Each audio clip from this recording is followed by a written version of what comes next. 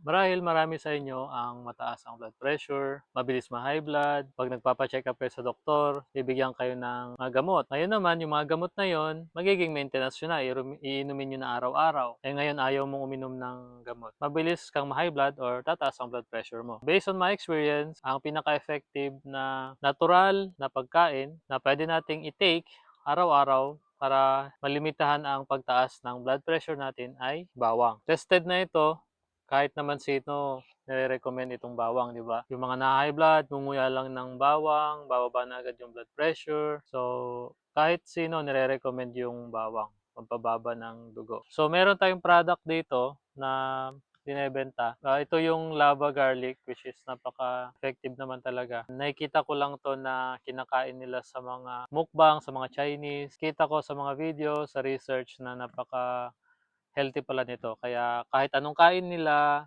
grabe sila kumain ng mga matataba, kahit madami sila kumain, hindi sila gano'n kataba or mataas yung blood pressure kasi lagi silang kumakain nito, yung mga lava garlic.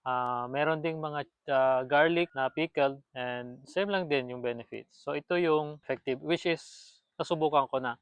Kaya nag-stock ako ng marami, bumili ako ng marami, and nag-stock ako diyan. And minsan bumibili din sila sa akin, which is maganda rin naman na pang-business. Ang gagawin natin ngayon, ay papakita ko sa inyo kung paano tayo gumawa ng lava garlic. So simple lang yung mga kailangan natin dito. So kailangan natin ng bawang. Nabalatan ko na yan, nahugasan na rin. Kailangan natin ng asukal, konting asin, suka, bote, container. So tapusin mo tong video na to kasi ituturo ko kung paano natin lilinisan ng mabilis itong bawang, paano natin mapatagal yung shelf life, sa pagko-contain natin, paano yung magandang gawin para mas tumagal siya.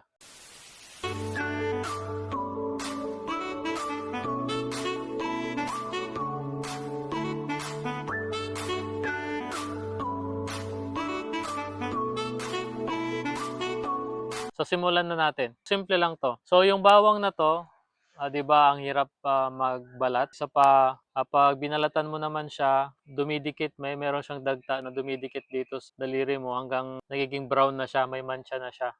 And then didikit na rin, minsan mahapdi na yung kamay mo. So ang tips dito para mabilis siya balatan is ibabad mo siya sa tubig at least 1 hour. Pag pinihit mo yung balat niya is natatanggal siya ng sarili niya.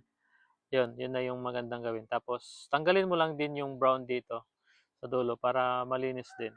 So natanggal na yan, nalinisan na. So kailangan palambutin mo yung balat para hindi mahirapang balatan. And yung container naman, hindi lang basta-basta na kukuha tayo ng container tapos ilalagay natin yung bawang kasi nga possible na may contamination 'yan. May mga germs hindi natin alam kung saan galing, lalo na 'pag bagong bili. So kailangan nating linisan, napakuluan ko na 'to. So, kailangan lang natin ng kutsara, then suka. Lagyan na natin yung mga container natin ng bawang. So pwede natin kamayin, naghugas naman ako, eh. So, as long as malinis yung kamay natin, okay na 'yan. Okay, so lagay natin diyan. Mabilis lang 'to. Kasi kung iisipin mo yung bibili ka ng gamot, magkano ba yung tablet ng pang-high blood? Around nasa 15 to 20 or mas mahal pa depende sa brand. Yan. So lagyan lang natin yung dalawang garapon natin. So I suggest yung glass jar ang gagamitin natin kasi nga may suka. Kasi pag plastic tapos may suka, possible na yung lasa ng plastic mapunta na doon sa ginawa nyo. Okay? So, yan na.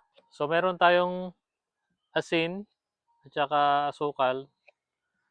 So, konti lang na asin. Ganyan lang.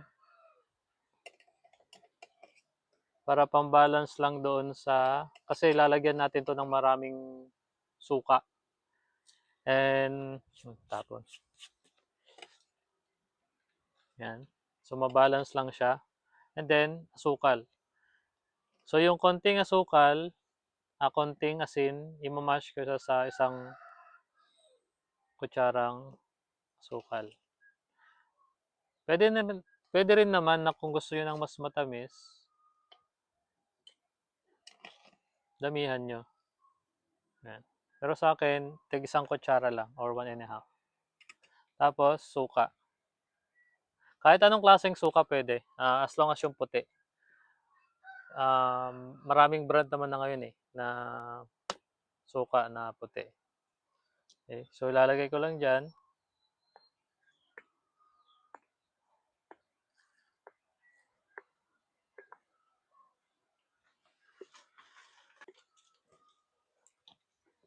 Okay, so dito nalagyan na natin siya ng suka, asin at saka asukal. So siguraduhin lang natin na malinis yung mga container, takip. So tatakpan na natin. Siguraduhin lang natin na may store natin siya sa lugar na hindi siya maaarawan, direct sunlight. Pag ito na-preserve na, maghintay tayo ng 1 to 2 weeks. Pag naging green na siya, naging green na rin yung sabaw niya, pwede na siyang kainin. Malalaman nyo naman sa amoy niya. So, magmi-mix na agad yung lasa ng amoy ng bawang, suka, asukal, asin. Malalaman nyo naman pag ready na yung bawang, yung lasa niya. So, pagbukas nyo nito, maghahalo na agad yung amoy ng bawang, may tamis na siya. Hindi na siya purely bawang. Sobrang bango na siya pag bubuksan mo. So ito na yon. Ini-stock natin dito na product ng lava garlic, maliliit at saka malalaki.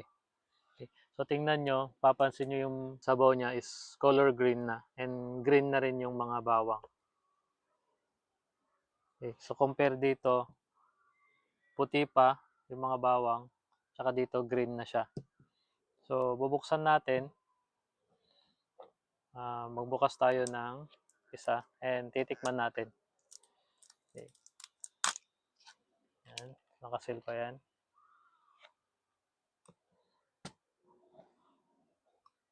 Yan. Bango. Yan.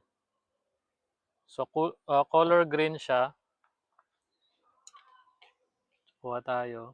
So, normal lang na may mga bubbles siya dito.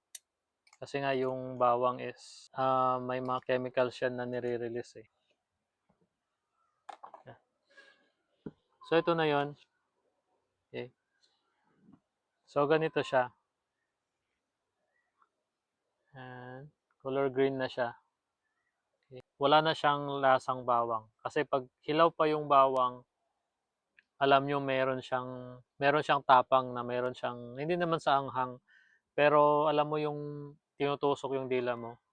Pero pag ito kinain mo, ang allowed lang na pwede natin kainin is at least 3 cloves per day. Enough na yon. Yung 3 cloves ng garlic, enough na yon para mapababa niya or ma-maintain niya yung low blood pressure mo.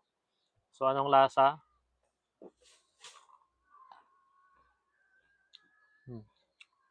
Ang tamis. May asim siya, tapos may tamis, tapos wala nang tapang yung bawang. Okay? Yan.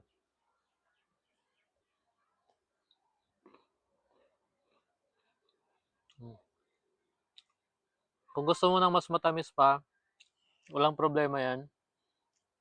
Kasi masisip-sip lang naman ng bawang yung lasa ng asukal. Okay? So meron dito yung green talaga, konti lang yung asukal nito. Pero pag dadamihan mo yung asukal, medyo magiging brown siya. Greenish na brown. Pero ito kasi green, ito yung gusto ko kasi medyo may pagka konti, spicy konti. So isa pa. Sarap. Wala siyang tabang. Nagmi-mix yung asim at saka yung tamis ng asukal. So yun, ganun lang kadali gumawa ng lava garlic. So kung 3 cloves ang kakainin mo araw-araw para ma-maintain mo yung mababang dugo mo or hindi ka mag-high blood, malaki na tipid mo. So mag-comment naman kayo paano yung tips nyo, paano mas masarap, mas mabilis gawin, mga suggestion nyo para paano natin magawa ng maayos. Kung nagustuhan nyo yung video natin, pa-subscribe naman, pa-click naman ng notification bell. Huwag nyo kalimutan mag-comment. So maraming salamat and God bless.